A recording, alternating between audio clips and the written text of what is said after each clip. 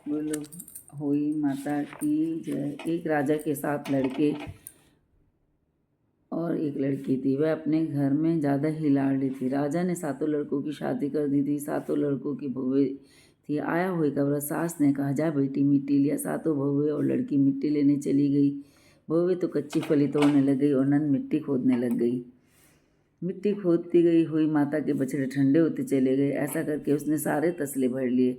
लड़की ने भाभियों को कहा, चलो भाभी मिट्टी लेकर चलो। 7 भाभियों से मिट्टी के तसले उठवा दिए।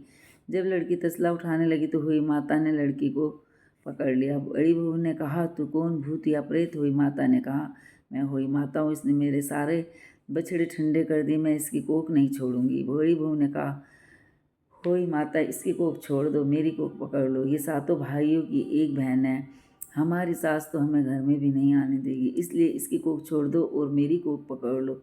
होई माता ने उसकी कोख छोड़कर उसकी कोख पकड़ ली। उसके घर के घर, बाहर के बाहर, पालने के पालने में और आलने के आलने में सब बच्चे ठंडे हो गए। राजा की बहू ने कहा, होई माता की लगी कि वो तेरी कोख छुड़ा सके।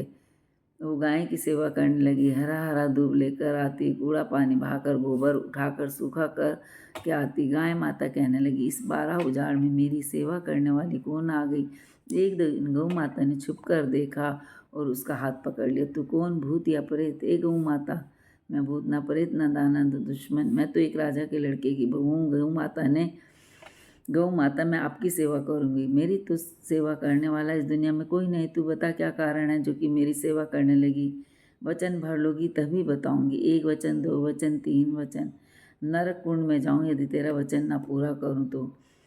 होई माता तेरी बहन है, उसने मेरी कोख पकड़ रखी है, उससे मेरी कोख छुड़वा दे। अरे तूने मुझको कैसे छल ली?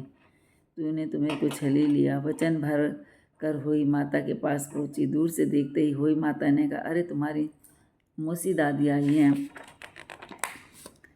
इन्हें बैठने के लिए पीड़ा वगैरह दे दो। नहीं बहन, मैं तो पापुन हूँ। नहीं बहन, ऐसा क्यों कहती हो? ये भी तो तेरे ही हैं। आई हो तो अगर आई की इज्जत रखोगी तो बताऊंगी बाद में, जब वचन भर लोगी। बहन मैं तो अपनी जान देने को भी नहीं मना करूँगी, वचन भरने की क्या ज़रूरत है? नहीं बहन, पहले वचन भरने ही पड़ेंगे। उसने 3 वचन भर लिए। राजा के लड़के की बहू की कोख छोड़ दो। तुझे राजा के लड़के की बहू तो अच्छी लगी, अपने भांजा भांजी पोते पोती बुरे लगे। क्या करूँ, मैंने वचन भर लिए थे, चाहे कुछ भी कहो।